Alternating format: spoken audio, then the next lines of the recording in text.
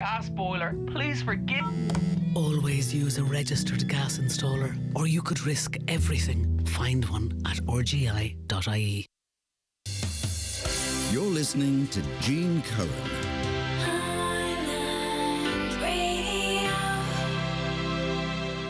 And you're very welcome back. And the time here on Highland is just gone 18 minutes past 7 this Sunday night. And as promised, in the studio with me, I've got Maria Rushe, who is director of Letterkenny Musical Society's forthcoming production of the Addams Family.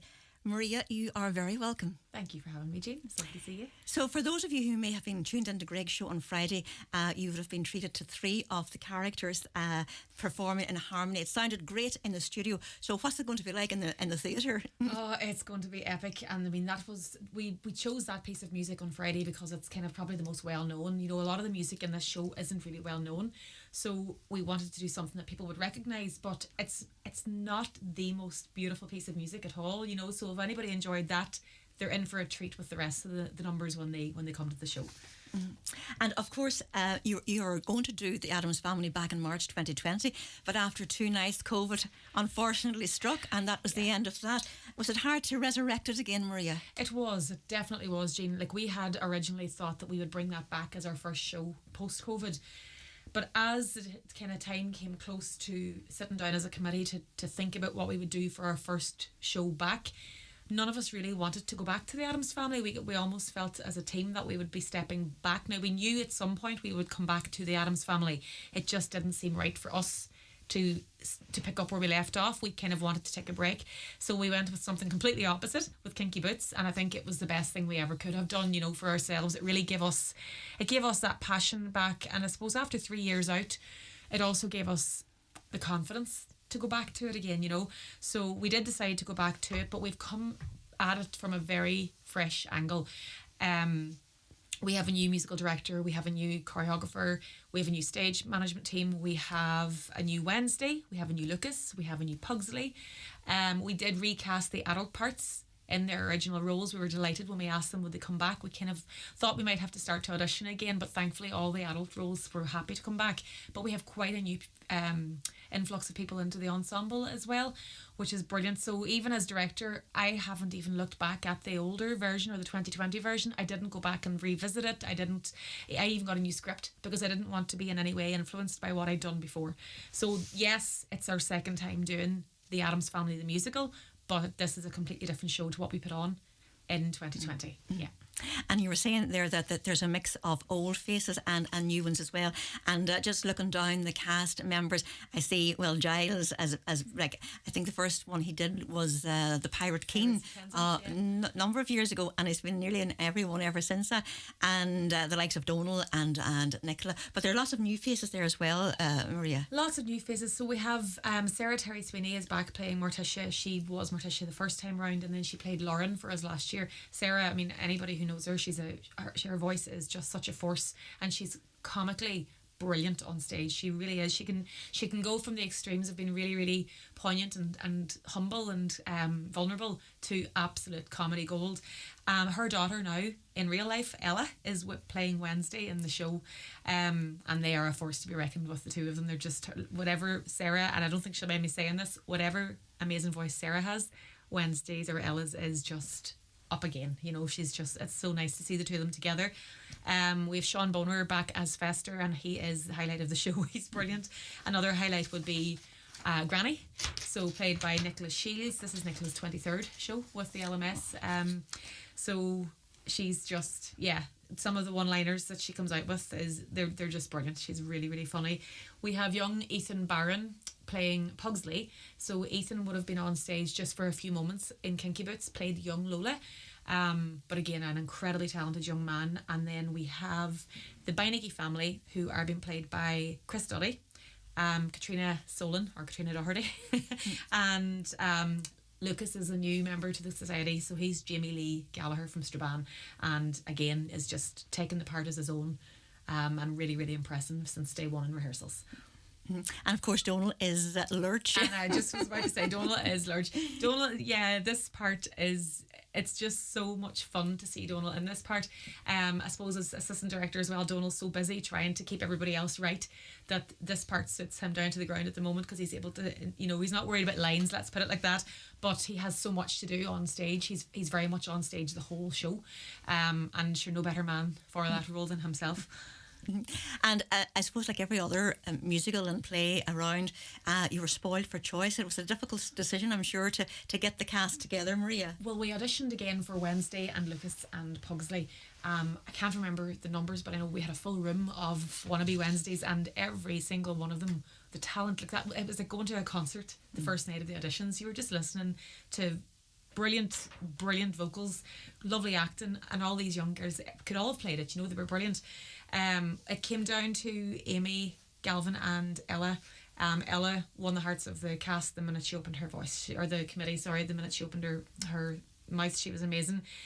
Amy is playing Wednesday on the Saturday matinee. Often when you as a director have understudies working, there's always a little bit of a worry that the understudy stepping on stage is going to throw the dynamic of the show, or is going to be something that you need to be nervous about or worry about. But not with Amy. She is, for 16 years old, I mean, she's unbelievable. And herself and Ella have been working really closely together, so it's really lovely to see her watching everything that Ella's doing. And even their rehearsal during the week where Amy played the role, Ella was there taking notes and giving her feedback. And yeah, like that generation are just incredible. They're pushing each other on all the time, they're supporting each other, and both young ladies are going to just blow the roof off the theatre. They're brilliant.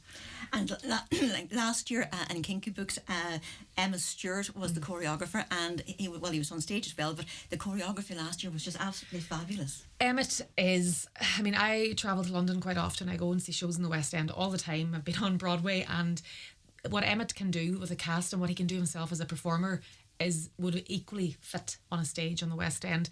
Not only is he a wonderful choreographer, he has a way about him, and he can see gaps and things, and he can see where magic can be injected in. It's an absolute pleasure to work with him. I first worked with Emmett in Strabane, probably around 2005 or 2006, where we did West Side Story, and he was only about 15 or 16 at the time. I played Anita, and to cross paths with him again last year was amazing. But to see him now as an adult and as a professional, he's just fantastic. So I'm really, really excited to let people see not only what he has created on the stage, but also him, because he's on stage performing and dancing himself, and that in itself is a treat for anybody in an audience. Oh, he was amazing last year. And of course, Gerard Bradley back as MD, so you couldn't have a better MD. Jared's back as MD. So Jared would have been MD in my first show 20 years ago, and then himself, Mark was there the last time, his brother. I think Mark might be in the orchestra this. I'm actually going up to meet the orchestra now after this interview, so I'll see. But Jared has, again, to be able to work with such a big group of people and to bring out the best in everybody is such a gift. And between Emmett and Jared, like, we were so blessed with the kind of lead group that we have. He has a great wit about him, great sense of humour, but is so incredibly professional and meticulous, and will not lose a harmony or leave a line out just because it's difficult. He will keep at it until it's done. Yeah, no, he's a joy to work with. Mm-hmm. And I heard you saying to Greg on Friday that it's not like the film, or it's completely different. It's completely different, and the story is crazy. The actual plot of the show is, if you sit and look at the actual storyline of it, you nearly think, what's this about? But because, and I said this to Greg, because we already know the characters and we're thrown into a moment in time in their lives, there's no need for us to try and establish who's who. And we're able to just jump into an ordinary day with them. But this is no ordinary day. This is a day where all the ancestors from the afterlife have come back to Earth for this one particular occasion, which just happens to be the day that Wednesday announces to her father that she's getting married to what Gita refers to as a normal person. Because the Addams family, as we all know, are anything but. And then there's that really famous line that Grandma says, define normal, which, opens up so many different, thematic conversations and things. We have Fester, who's in love with the moon. So basically the family of Beinecke's arrive into the Addams house, and the Addams family and all their ancestors are trying so hard to be normal. And the comedy that comes from that is just incredible. And then you have the Beinecke's, who are also, while they're and I keep saying normal with inverted commas here, they're deemed to be normal, but they have their own chaos going on in their lives. There's an unhappy marriage. There's the wife is just, Alice's part is one of the nicest parts in the whole show. She comes across at the start as being really, really ditzy and she's just, for want of a better term, she's kind of a broken housewife, you know. She's and then as things develop and she learns from Morticia, and everything comes undone, everything's unravelled in both the Addams family and the Beinecke family, and at the end they realise that actually they're all the same, you know. So there's some, and the performance that Katrina gives in at the end of Act 1 it's something special. It really is. And all of this happens within 24 hours. Yeah, within 24 hours. And it's quite a short show, you know. It's not overly long. There's no part where you're sitting thinking, God, we have another 20 pages of script to get through here. It all goes so quickly. There's one musical number after another, and they get bigger and bigger and more complicated and more beautiful as they go. Some really, really beautiful music in this, and some lovely kind of uplifting, upbeat pop type music as well.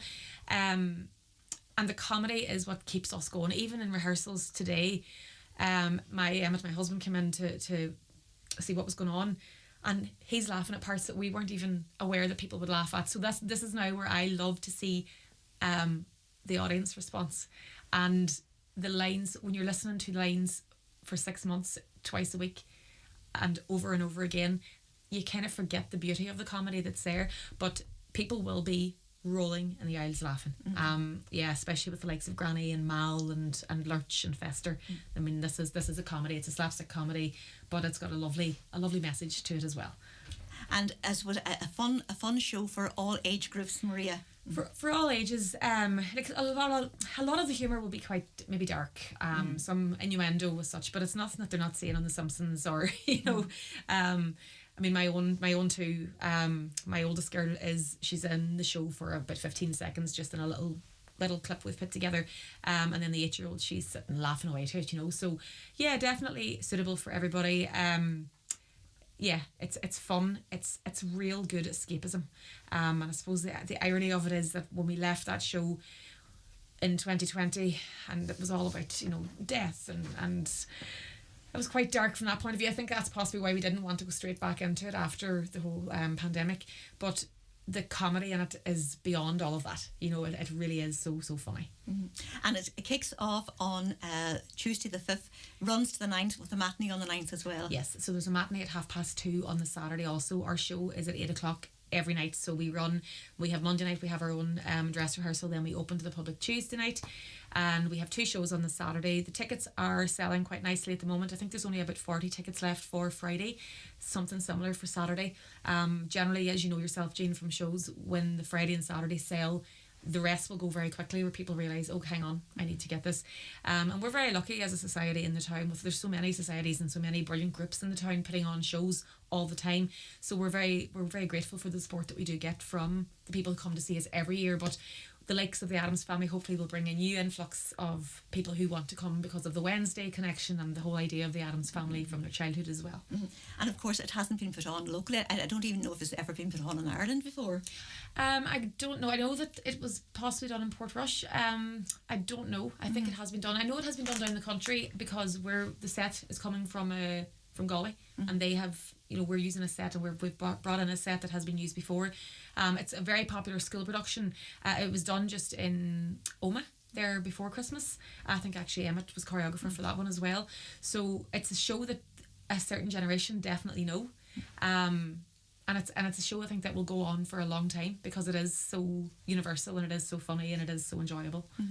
Well, I'm looking forward to having my tickets for Tuesday night, and as always, I'm sure the bar will be up there, and the best of luck with it.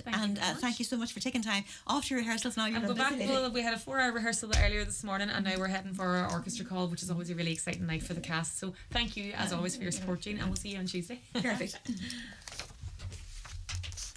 Do you currently have